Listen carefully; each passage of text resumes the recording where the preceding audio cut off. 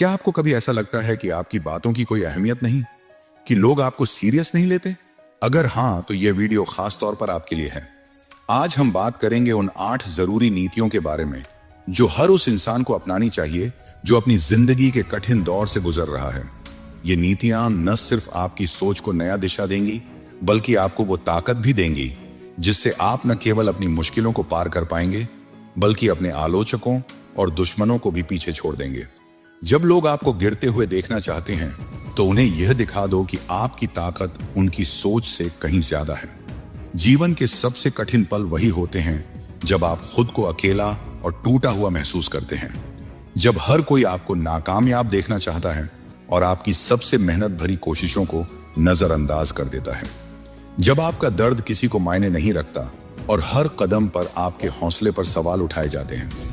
अगर आप आज किसी कठिन दौर से गुजर रहे हैं या अपनी पुरानी आदतों से बाहर निकलने की कोशिश कर रहे हैं, तो ये नीतियां आपके लिए एक नई शुरुआत हो सकती हैं। ये नीतियां आपको वो दिशा दिखा सकती हैं जो आपके जीवन को पूरी तरह बदल कर रख दे। याद रखिए, ये लोग आपको कमजोर समझते हैं क्योंकि उन्हें आपकी असली ताकत का एहसास नहीं है।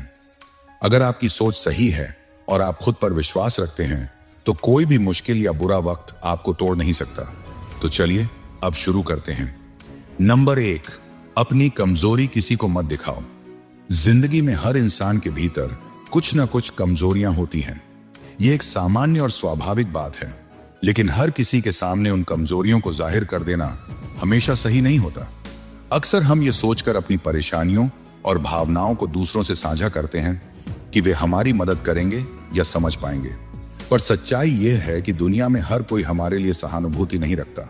कुछ लोग सिर्फ सुनते हैं लेकिन दिल से साथ नहीं देते, जबकि कई ऐसे भी होते हैं जो हमारी कमजोरी को एक अवसर की तरह देखते हैं और उसका फायदा उठाने की कोशिश करते हैं। इसीलिए यह समझदारी होती है कि हम अपनी कमजोरियों को अपने तक सीमित रखें और सोच समझकर ही किसी से साझा करें। इस दुनिया में ब्रॉडली 2 तरह के लोग होते हैं। पहले वे जो अपने फायदे के लिए दूसरों की स्थितियों का इस्तेमाल करना जानते हैं, और दूसरे वे जो अपनी भावनाओं में बहकर खुद को कमजोर स्थिति में ले जाते हैं। जब आप अपनी कमजोरी खुले तौर पर दिखाते हैं, तो कुछ लोग सहानुभूति जताते हैं, लेकिन कई बार यह केवल एक दिखावा होता है। ऐसे लोग आपकी हालत को समझने की जगह उसमें अपनी सुविधा ढूंढते हैं। इसलिए खुद को एक मजबूत इंसान की तरह पेश करना जरूरी है, ताकि लोग आपको हल्के में ना लें और ना ही आपके साथ किसी तरह का गलत व्यवहार कर सकें। इस संदर्भ में चाणक्य की नीतियां आज भी अत्यंत प्रासंगिक हैं। चाणक्य कहते थे कि एक राजा या किसी भी नेतृत्व करने वाले व्यक्ति को अपनी कमजोरियों को दूसरों के सामने प्रकट नहीं करना चाहिए। ऐसा करना शत्रु के लिए एक खुला निमंत्रण होता है कि वह आपके खिलाफ रणनीति बना सके। चाणक्य के अनुसार अगर कोई व्यक्ति अपनी कमजोरियों को छिपाकर आत्मबल के साथ निर्णय लेता है, तो वह न सिर्फ कठिन समय से उबर पाता है, बल्कि अपने शत्रुओं को भी मात दे सकता है। उनका मानना था कि किसी भी राज या गोपनीय बात को बिना सोच समझे सभी के सामने रखना खुद को नुकसान पहुंचाने जैसा है। भरोसा करना जरूरी है, लेकिन सभी पर नहीं। यह भी चाणक्य की नीति का एक मूल सिद्धांत है। हर किसी को अपनी निजी बातें बताना या अपनी दिक्कतों को शेयर करना हमेशा सही नहीं होता। बहुत से लोग केवल जानने के लिए सुनते हैं, लेकिन मदद करने के लिए नहीं। इसलिए अपने विचार और भावनाएं सिर्फ उन लोगों से साझा करें जिनके इरादे और नीयत पर आपको पूरा विश्वास हो। इससे आप न केवल खुद को धोखे से बचा पाएंगे, बल्कि अपने आत्मसम्मान और आत्मविश्वास को भी बनाए रख पाएंगे। इसके साथ साथ मानसिक रूप से मजबूत रहना भी उतना ही जरूरी है। आत्मविश्वास के साथ जीना और अपनी कमजोरियों को खुद संभालना इंसान को भीतर से सशक्त बनाता है। जब आप अपनी तकलीफों और डर को काबू में रखना सीख लेते हैं, तो दुनिया भी आपको एक मजबूत इंसान के रूप में देखती है। कोई भी इंसान हमेशा मजबूत नहीं होता, लेकिन अपनी भावनाओं को संतुलित रखकर और सोच समझकर किसी पर भरोसा करके हम अपने जीवन को बेहतर दिशा में ले जा सकते हैं। इसलिए निष्कर्ष रूप में कहा जा सकता है कि कमजोरियों को सबके सामने दिखाना हमेशा समझदारी नहीं होती। अपने अंदर की कमजोरी को पहचानें, लेकिन उसे अपनी ताकत में बदलने का प्रयास करें। जब आप अपने आत्मबल और विवेक से फैसले लेते हैं, तो न केवल आप दूसरों की नजरों में मजबूत बनते हैं, बल्कि अपने जीवन को बेहतर तरीके से जीने लगते हैं। चाणक्य की नीति हमें यही सिखाती है, अपनी शक्ति को दिखाओ और अपनी कमजोरी को छुपाओ। क्या आप भी अपनी कमजोरी दूसरों से शेयर कर देते हो? अगर हां, तो कमेंट में लिखिए, आज से मैं किसी को अपनी कमजोरी नहीं दिखाऊंगा। नंबर 2, जब दुनिया तुम्हें गिरते हुए देखे तब भी खुद को उठते हुए महसूस कर। कभी कभी जिंदगी तुम्हें ऐसी स्थिति में डाल देती है जहां से ऊपर देखना भी बहुत मुश्किल लगता है। तुम्हें अकेलापन महसूस होता है, तुम टूटे हुए होते हो और वो सारी उम्मीदें जो कभी तुम्हारी आंखों में चमकती थीं अब धुंधली सी दिखाई देती हैं। ऐसा लगता है जैसे कोई नहीं है, कोई नहीं समझेगा और शायद तुम्हारे होने या न होने से किसी को कोई फर्क नहीं पड़ता। यही वो पल है जब कुछ लोग हार मान लेते हैं और कुछ लोग वहीं से उठकर इतिहास रच देते हैं। जब तुम गिरते हो तो सिर्फ धरती तुम्हें नहीं छूती, बल्कि तुम्हारा आत्मविश्वास, तुम्हारे सपने, तुम्हारी पहचान, सब कुछ जमीन से टकरा जाता है। और तब तुम्हारे आसपास के लोग जो कभी तुम्हारे साथ हंसते थे, वे या तो चुप हो जाते हैं या तुम्हारे गिरने का मजाक उड़ाते हैं। तुम्हारे हेटर्स, दुश्मन और प्रतियोगी उस पल को अपनी जीत समझते हैं। उन्हें लगता है कि अब तुम खत्म हो चुके हो। लेकिन यहीं पर इस नीति का संदेश जन्म लेता है। याद रखो, गिरना कोई अपराध नहीं है। इस दुनिया का हर बड़ा नाम कभी ना कभी गिरा है, लेकिन फर्क इस बात से पड़ा कि उन्होंने गिरने के बाद भी खुद को गिरा हुआ नहीं माना। उन्होंने अपनी हालत को मंजिल नहीं माना, बल्कि इसे एक मोड़ समझा, एक ऐसा मोड़ जहां से वापसी और भी शानदार हो सकती थी। इसलिए जब दुनिया तुम्हें गिरा हुआ देखे, तुम खुद को उठते हुए महसूस करो, क्योंकि वही भावना तुम्हें फिर से खड़ा कर सकती है। चाणक्य ने कहा था, जो लोग अपने लक्ष्य से पीछे हटते हैं वे कभी भी अपनी सफलता की ओर नहीं बढ़ सकते। ये नीति पूरी तरह से विवेक के संघर्ष और आत्मविश्वास को परिभाषित करती है। विवेक ने जिस तरह अपने मुश्किल वक्त को पार किया, वह चाणक्य की इस नीति को पूरी तरह से दर्शाता है। चाणक्य का एक और प्रसिद्ध कथन है, जिन्हें समय की कद्र नहीं होती वे अपने जीवन के हर अवसर को खो बैठते हैं। विवेक ने यह समझा कि समय अब उसके पास नहीं था और हर कदम उसे समय के साथ चलकर अपनी स्थिति को बदलने के लिए उठाना था। उसने अपने समय का सदुपयोग किया, न कि वक्त के आगे झुका। यही सिद्धांत हमें यह सिखाता है कि कभी भी हालात को अपने ऊपर हावी मत होने दो, बल्कि उसे अपने फायदे के लिए बदलो। चलिए एक कहानी के जरिए समझते हैं। राहुल नाम का एक लड़का था। उसके पिता की मौत के बाद उसकी जिंदगी अंधेरे में चली गई। इंजीनियर बनने का सपना था, मगर जिम्मेदारियों ने उसकी किताबें छीन ली और उसे चाय की ठेली पकड़नी पड़ी। लोग हंसी उड़ाते थे, कहते थे, आईआईटी वाला अब चाय वाला बन गया। वह चुप रहता, लेकिन उसकी चुप्पी में एक आग थी। एक दिन उसने कहा, आज मैं चाय बेच रहा हूं, लेकिन एक दिन मेरा नाम चाय के साथ बिकेगा। और फिर कुछ साल बाद वही लड़का टी एक्सप्रेस नाम का ब्रांड बना और वह छा गया। लोग हैरान थे, पर उसे पता था कि वह कभी गिरा नहीं था। वह तो बस झुका हुआ था, तैयारी कर रहा था उड़ान भरने की। इस नीति का सबसे बड़ा संदेश यही है कि जब हालात तुम्हें तोड़ दें, तब भी तुम्हारी आंतरिक आवाज तुम्हारा हौसला बनी रहे। जब सब कुछ छूट जाए, तब भी उम्मीद नहीं छूटनी चाहिए, क्योंकि जब तुम उम्मीद पर खड़े रहते हो तो कोई भी ताकत तुम्हें फिर से गिरा नहीं सकती। हाँ, नहीं गिरोगे, लेकिन इस बार तुम गिरकर टूटोगे नहीं, बल्कि गिरकर सीखोगे। तुम्हारे हेटर्स तब सबसे ज्यादा डरते हैं जब तुम गिरकर भी मुस्कुराते हो, क्योंकि उन्हें यह समझ आता है कि मुस्कुराता हुआ इंसान वापस जरूर आएगा और वह पहले से भी ज्यादा ताकत से वापस आएगा। और जब वह वापस आता है तो वह सिर्फ अपनी हार नहीं बदलता, वह दूसरों की सोच भी बदल देता है। इसलिए जब लोग तुम्हारे गिरने पर ताली बजाएं, तुम उस तालियों की गूंज को अपनी आंतरिक प्रेरणा बना लो। खुद से कहो, यह सब इसलिए हो रहा है ताकि मैं कुछ बड़ा कर सकूं, ताकि मैं उन्हें दिखा सकूं कि मेरा वजूद सिर्फ किस्मत से नहीं, हिम्मत से बना है। इस नीति को अपनी जिंदगी में उतारने के लिए तुम्हें 3 चीजें करनी होंगी। खुद को दोष देना बंद करो। जो हुआ उसमें हो सकता है तुम्हारी कोई गलती नहीं थी, लेकिन अगर तुम वहीं रुके रहे तो अगली गलती तुम्हारी होगी। हर दिन एक छोटा कदम उठाओ, चाहे वह किताब पढ़ना हो, नई स्किल सीखना हो या खुद से ईमानदारी से बात करना हो। अपने हेटर्स की बातों को हल्के में मत लो, उसे दवा बना लो। जितना वह तुम्हें नीचा दिखाएंगे, उतना तुम ऊंचा उठो। और अंत में याद रखो, गिरना तुम्हारी कहानी का अंत नहीं होता, यह एक नया अध्याय होता है। तुम जितनी बार गिरोगे उतनी बार सीखोगे, और जो सीखता है वह बढ़ता है, और जो बढ़ता है वही खुद को और दुनिया को बदलता है।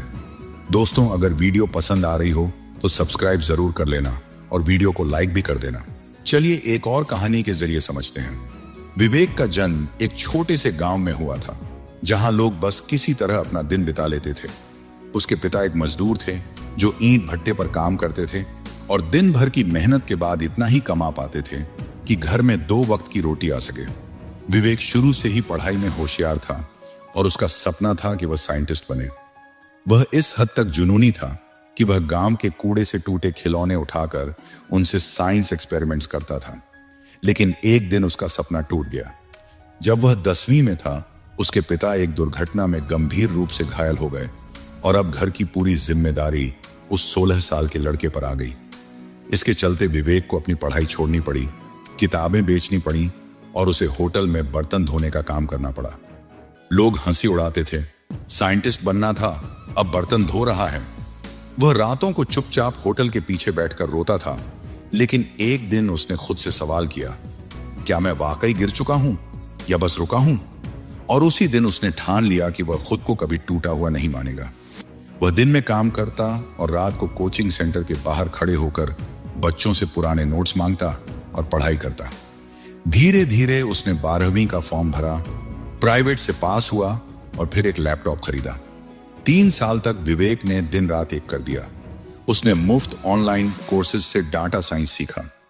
जब दुनिया यह सोच रही थी कि वह बस एक बर्तन धोने वाला है, वह पाइथन, मशीन लर्निंग और स्टैटिस्टिक्स सीख रहा था। 5 साल के संघर्ष के बाद आज वही विवेक एक बड़ी टेक कंपनी में डाटा साइंटिस्ट है और हर महीने वह उतना कमाता है जितना उसके पिता 1 साल में नहीं कमा पाए थे। उसने अपने घर को नया बनाया, पिता का इलाज करवाया और उसी होटल में जहां वह बर्तन धोता था, अब एक कॉफी स्टार्टअप खोला। नाम रखा रिस्टार्ट कैफे, क्योंकि उसकी जिंदगी वहीं से रिस्टार्ट हुई थी। जब लोग तुम्हें गिरा हुआ समझे, तब तुम्हें खुद पर यकीन करना होगा। विवेक का हौसला, उसकी मेहनत और उसका अंदर से उठ खड़ा होना यही सिखाता है कि हालात चाहे जैसे भी हों, अगर तुम्हारी सोच गिरने ना दे तो तुम कभी नहीं गिरोगे।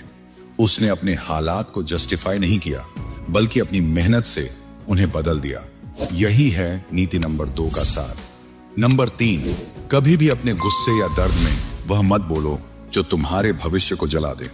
क्या आपने कभी ऐसा अनुभव किया है जब किसी के शब्द आपकी आत्मा को भीतर तक चीर जाएं?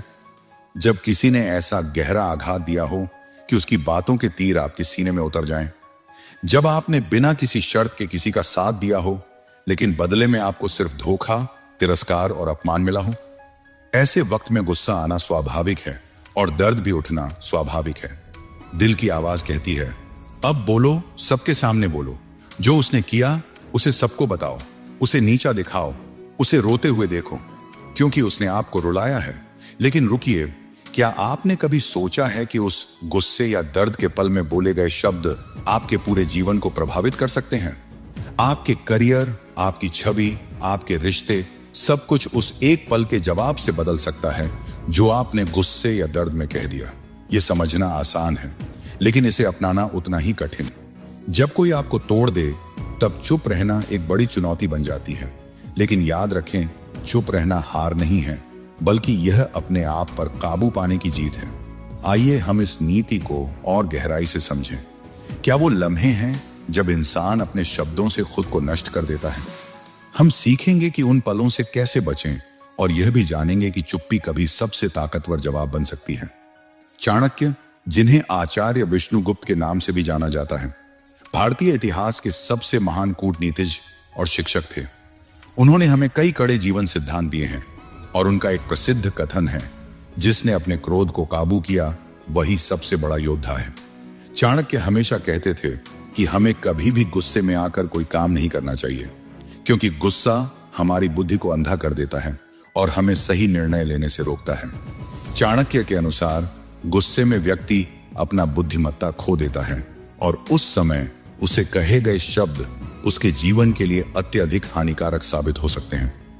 यही कारण है कि चाणक्य हमेशा गुस्से पर नियंत्रण रखने की सलाह देते थे। उनका मानना था कि जब कोई व्यक्ति गुस्से में होता है तो वह दूसरों को क्षति पहुंचाने के बजाय अपने ही भविष्य को खतरे में डालता है।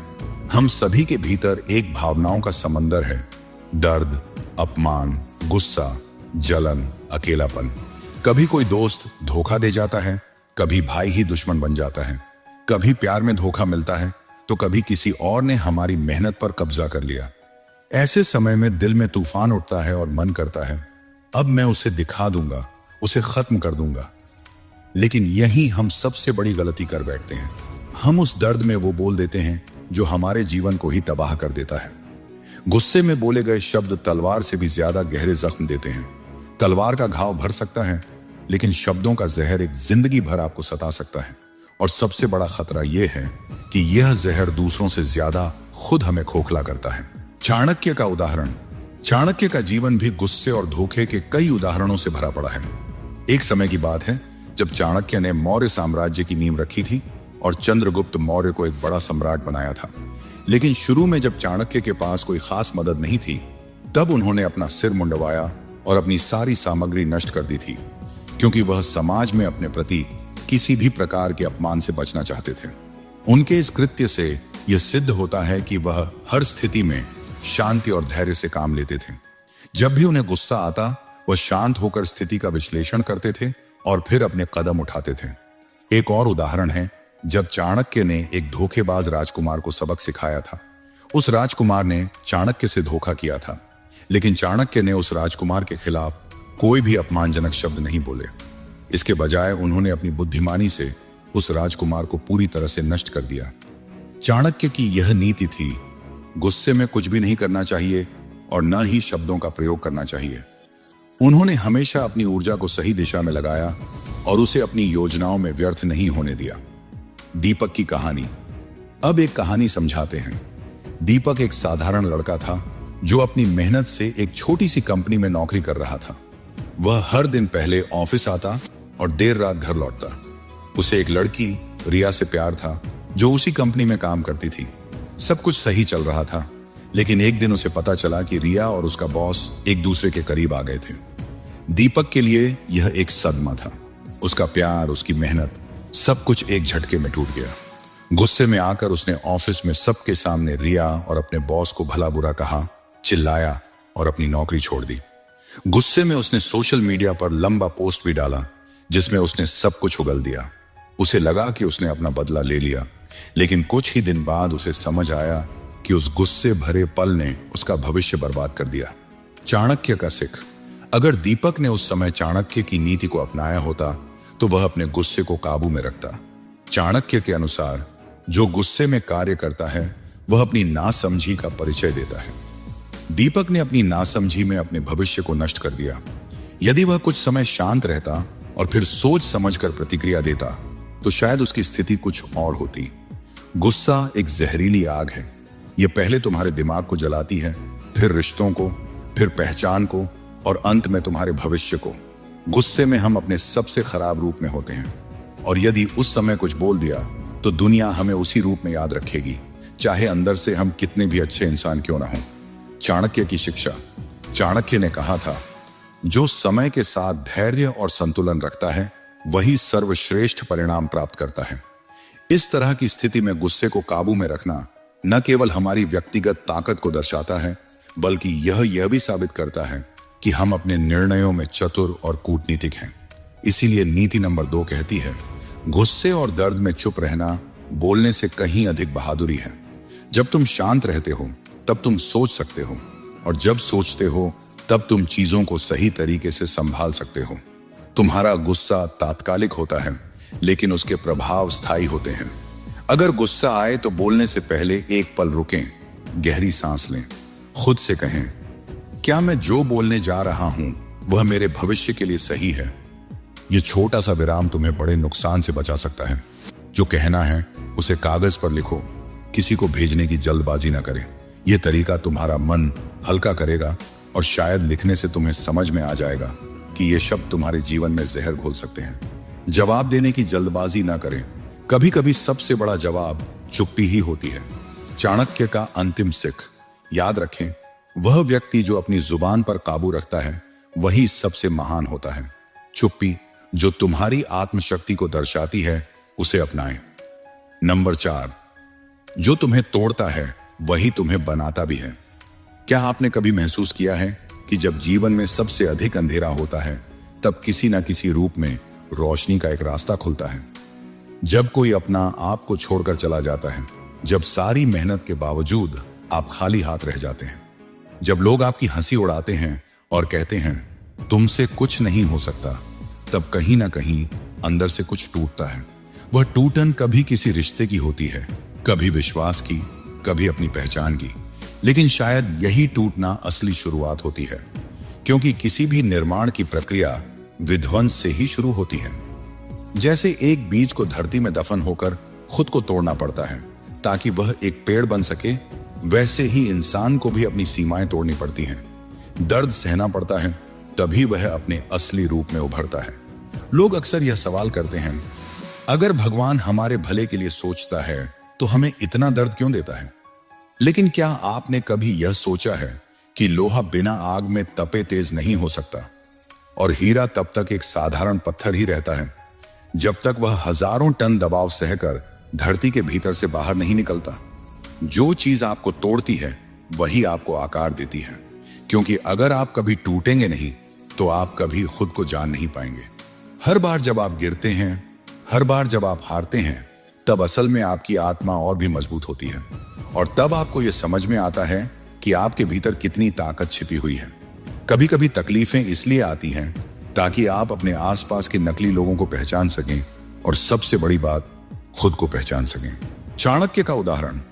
चाणक्य ने हमेशा यह सिखाया कि विपत्ति में ही असली शक्ति छिपी होती है।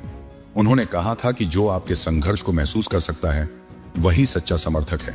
चाणक्य ने भी बहुत कठिनाइयों का सामना किया था, लेकिन उन संघर्षों के कारण ही उन्होंने भारत में मौर्य साम्राज्य की नींव रखी। उनका मानना था कि जो आपको तोड़ता है वही आपको मजबूती से खड़ा करता है। मुकुल की कहानी। मुकुल एक साधारण लड़का था, लेकिन उसकी आंखों में सपने थे। कॉलेज में सिया से उसका प्यार हुआ।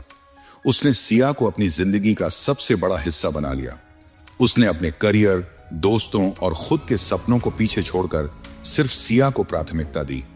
लेकिन जब मुकुल की नौकरी गई और आर्थिक तंगी आई, तो सिया ने कहा कि उसे इस रिश्ते से घुटन हो रही है, और वह उसे छोड़कर चली गई। यह मुकुल के लिए एक आंधी की तरह था। वह टूट गया, अकेलापन उसे अंदर से खा रहा था। लेकिन एक दिन उसने खुद से सवाल किया, क्या किसी के जाने से मैं इतना कमजोर हो गया हूं कि अब खुद को संभाल भी नहीं सकता? उसी दिन उसने खुद को फिर से बनाने का फैसला किया। उसने डिजिटल स्किल्स सीखी, फ्रीलांस प्रोजेक्ट्स किए, और 3 साल के भीतर अपनी खुद की कंपनी खड़ी कर दी। आज मुकुल दूसरों को यही सिखाता है, जो तुम्हें तोड़ता है वही तुम्हें बनाता भी है, बशर्ते तुम टूटकर हार मानने के बजाय खुद को फिर से जोड़ने की हिम्मत रखो। हर किसी की जिंदगी में एक मुकुल जैसा पल आता है, जब सब कुछ छूटता हुआ लगता है, जब दिल भी साथ नहीं देता और भविष्य धुंधला सा दिखाई देता है।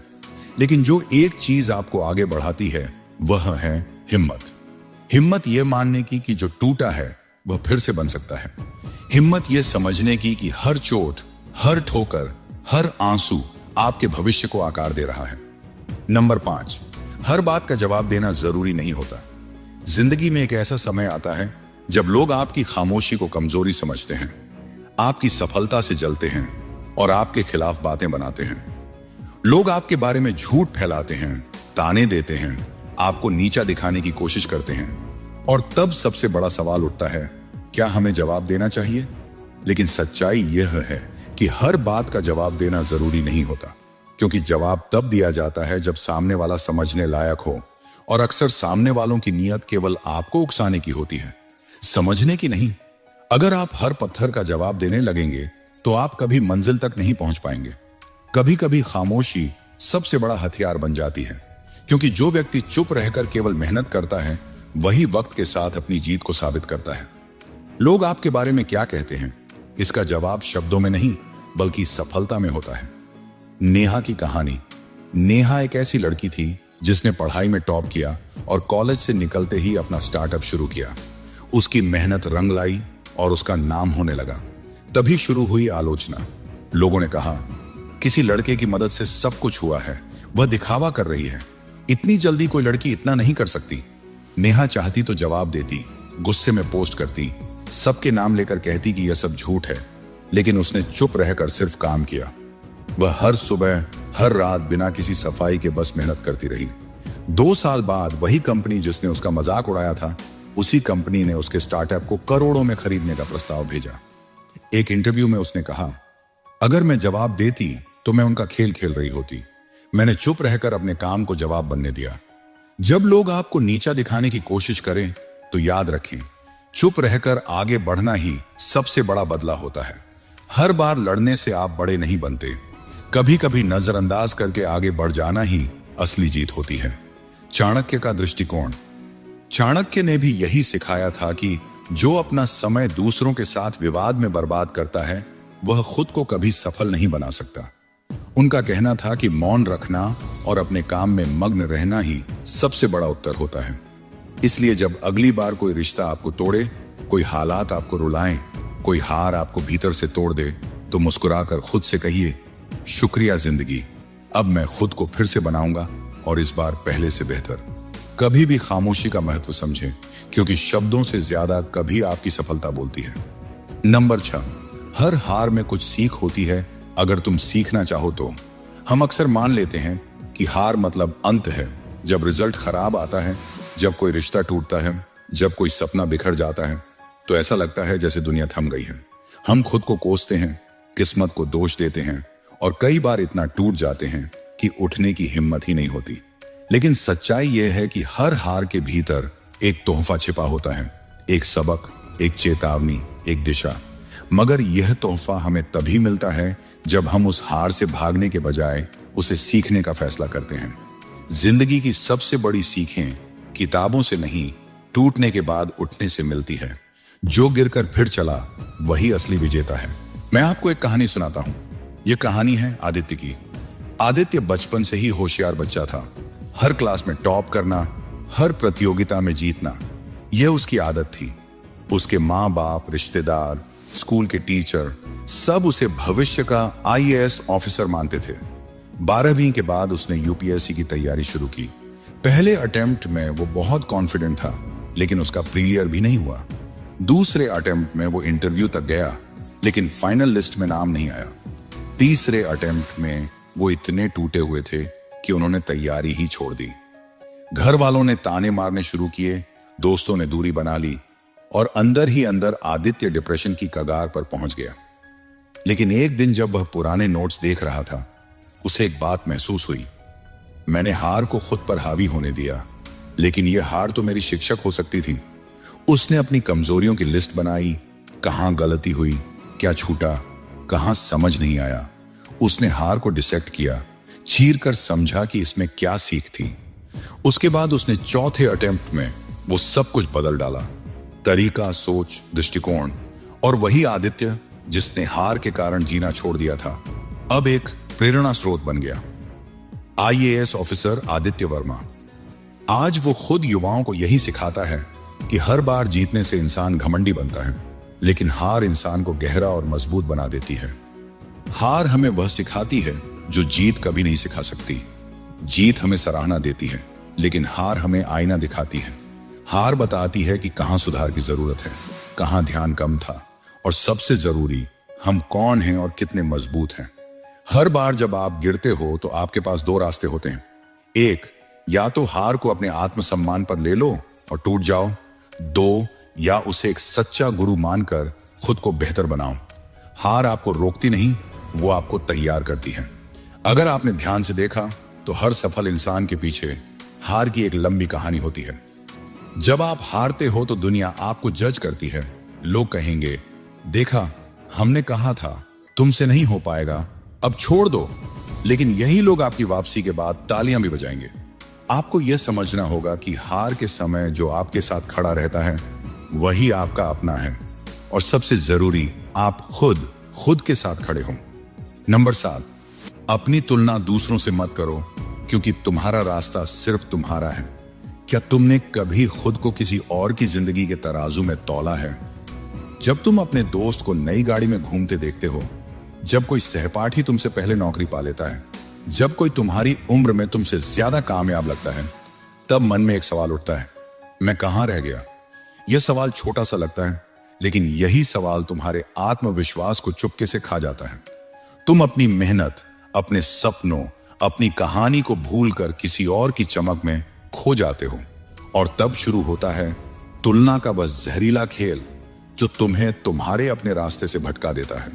नीति 7 कहती है, अपनी तुलना दूसरों से मत करो, क्योंकि तुम्हारा रास्ता सिर्फ तुम्हारा है और उसकी मंजिल भी सिर्फ तुम्हारे लिए बनी है।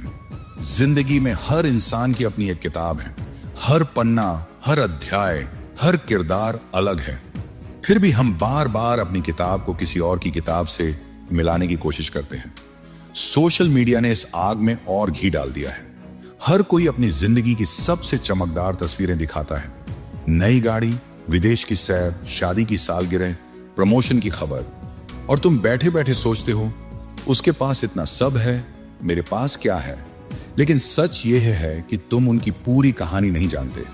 तुम उनकी तस्वीर देख रहे हो, उनके आंसुओं को नहीं। तुम उनकी जीत देख रहे हो, उनके संघर्ष को नहीं। और सबसे बड़ी बात, तुम यह भूल जाते हो कि तुम्हारी कहानी अभी पूरी भी नहीं हुई है।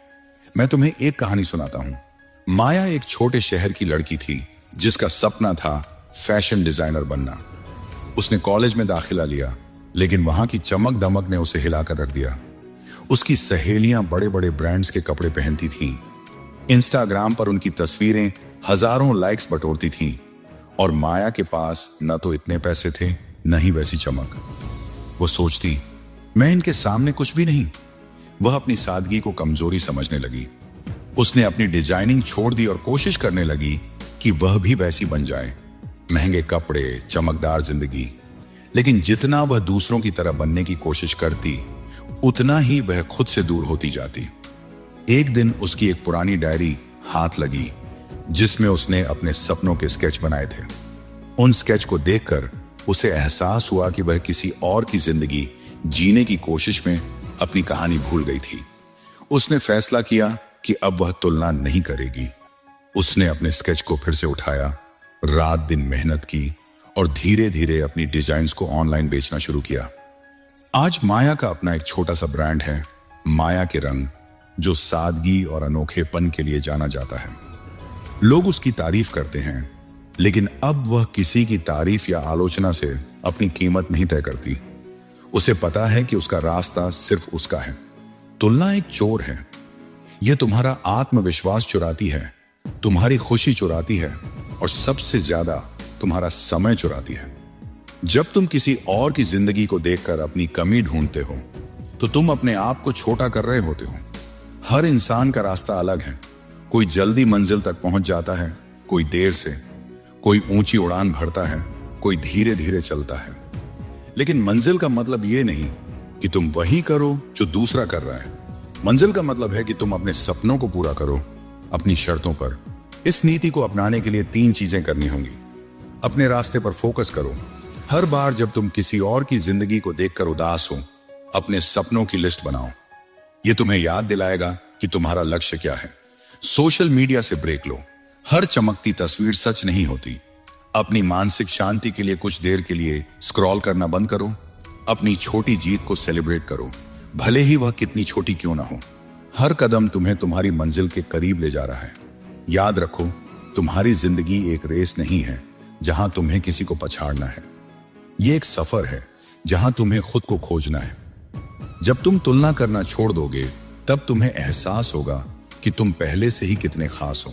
तुम्हारी कहानी, तुम्हारा संघर्ष, तुम्हारी जीत, यह सब सिर्फ तुम्हारे लिए लिखा गया है। दुनिया में कोई दूसरा तुम नहीं बन सकता, और तुम्हें किसी और बनने की जरूरत भी नहीं है। इसलिए अगली बार जब मन में ख्याल आए कि वो मुझसे आगे है, तो खुद से कहो, मैं किसी और की कहानी नहीं जी रहा, मैं अपनी कहानी लिख रहा हूं। और वह कहानी इतनी खूबसूरत होगी कि एक दिन लोग उसे पढ़कर प्रेरित होंगे। यही है नीति 7 का सार। अपनी तुलना दूसरों से मत करो, क्योंकि तुम्हारा रास्ता सिर्फ तुम्हारा है और उसकी चमक सिर्फ तुम्हारे लिए बनी है। नंबर 8, खुद की इज्जत कर, वरना दुनिया तुझे रद्द कर देगी। कुछ लोग सोचते हैं कि अगर वे अच्छे बनकर रहेंगे, विनम्र रहेंगे, दूसरों की हर बात सुनेंगे, तो शायद दुनिया उनकी इज्जत करेगी। लेकिन सच ये है कि इस दुनिया में आपकी इज्जत वहां से शुरू होती है जहां आप खुद को देखना शुरू करते हैं। अगर आपने खुद को हल्का समझा, तो दुनिया आपको नजरअंदाज करना शुरू कर देगी। अगर आपने खुद को कम आंका, तो लोग आपको पैरों के नीचे रखने में वक्त नहीं लगाएंगे। ये दुनिया मुस्कुराने वाले चेहरे की नहीं, खड़े रहने वाले कंधों की इज्जत करती है। अगर आप खुद अपनी अहमियत नहीं समझेंगे तो कोई और क्यों समझेगा। लोग वहीं झुकते हैं जहां उन्हें ताकत दिखाई देती है। आप कितने अच्छे हैं, आपने दूसरों के लिए क्या क्या किया है, इसका कोई हिसाब नहीं रखा जाता। लोग वो देखते हैं जो आप खुद को दिखाते हैं। अगर आप खुद को एक साइड कैरेक्टर की तरह पेश करेंगे तो वो आपको कभी लीड बनाने नहीं देंगे। आपने कभी गौर किया होगा, जब आप बार बार माफी मांगते हैं बिना गलती के, जब आप हर बार खुद को दूसरों से कम साबित करते हैं, जब आप अपने फैसलों पर टिकते नहीं, तब लोग आपको सीरियस लेना ही छोड़ देते हैं। फिर आप बस एक विकल्प बनकर रह जाते हैं। लोग आपके पास तब आते हैं जब उन्हें जरूरत होती है और फिर छोड़कर चले जाते हैं। यही समाज का नियम है। जो खुद को मजबूत नहीं दिखाता उसे मजबूत माना ही नहीं जाता। एक कहानी है राघव की, एक मिडिल क्लास लड़का जिसे हमेशा यही सिखाया गया था कि दूसरों की सुनो, विनम्र रहो, सबकी इज्जत करो, लेकिन उसने कभी यह नहीं सीखा कि खुद की इज्जत कैसे करनी है। कॉलेज में वो सबसे होशियार था, लेकिन क्लास में सबसे कम सुना जाता था। लोग उसका आइडिया चुराते थे और क्रेडिट किसी और को चला जाता था। इंटरव्यू में वो सबसे अच्छे जवाब देता था, लेकिन नौकरी उसी को मिलती थी जो खुद को कॉन्फिडेंस से पेश करता था। राघव समझ नहीं पा रहा था कि ऐसा क्यों हो रहा है। फिर एक दिन एक मेंटर ने उससे कहा, तू खुद को 1 रुपए का सिक्का समझता है और तू सोचता है दुनिया तुझे 100 का नोट मानेगी। पहले अपनी वैल्यू खुद तय कर, फिर दुनिया तुझे कदर देना सीखेगी। उस दिन के बाद राघव ने अपने सोचने का तरीका बदला। उसने खुद को छोटा समझना बंद किया, अपनी उपलब्धियों को स्वीकारा, अपनी राय को सामने रखना शुरू किया और अपनी गरिमा के साथ जीना सीखा। 2 साल बाद वही लड़का जिस इंटरव्यू में रिजेक्ट होता रहा, अब वहां इंटरव्यू लेने लगा। लेकिन खुद की इज्जत करने का मतलब सिर्फ दिखावा नहीं होता। इसका असली मतलब होता है खुद के लिए खड़े होना, खुद की सच्चाई के साथ जीना। जैसे रोहित, जिसने एक बुरी किताब के बाद हार नहीं मानी क्योंकि वो जानता था कि उसका सच क्या है, या साक्षी, जिसने तलाक के बाद समाज की नजरों में नहीं, अपनी नजरों में खुद को देखना सीखा। उसने कहा, मैं टूटी नहीं हूं, मैं दोबारा शुरू हो रही हूं। यही असली इज्जत होती है, खुद को पहचानना जब दुनिया तुम्हें पहचानने से इनकार कर दे। और ये इज्जत तभी कायम रहती है जब आप हर हार को सीख में बदलते हैं। दीपक का स्टार्टअप जब फेल हुआ तो उसने खुद को कोसा नहीं, उसने खुद को समझा, रिव्यू किया, सीखा, और 2 साल बाद वही दीपक एक नई ऊंचाई पर पहुंचा, क्योंकि उसने अपनी हार को खुद की इज्जत का अंत नहीं बनने दिया। खुद की इज्जत का एक और नाम है खुद के फैसलों पर टिके रहना, चाहे लोग कुछ भी कहें। जैसे नित्या ने किया। डिवोर्सी कहे जाने के बाद भी उसने पढ़ाई की, नौकरी की, फिर अपनी संस्था शुरू की। आज वही समाज उसे महिला आइकॉन कहता है, जिसने कभी उसे खत्म मान लिया था। और कभी कभी खुद की इज्जत बचाने के लिए सबसे जरूरी होता है ना कहना सीखना।